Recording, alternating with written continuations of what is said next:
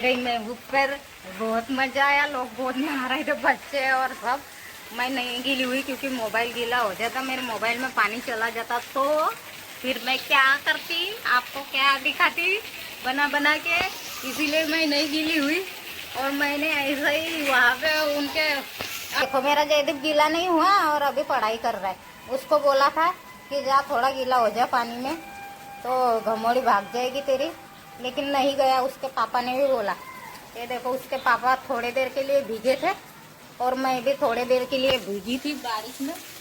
मेरा कपड़ा सूख गया आंग के अंदर ही, थोड़ा ही गीली हुई थी मैं, क्योंकि घमौड़ी भग जाए ना उसकी वजह से। वो बोलते हैं ना मायना रहता है पहले बारिश के पानी में भीगने का, उस तरह का मैंने मायना पूरा कर दिया। मैं थोड़ा ही भीगी, ज़्यादा नहीं, मतलब कपड़ा शरीर के ऊपर का गीला हुआ उतना ही भीगी मैं और जयदीप के पापा।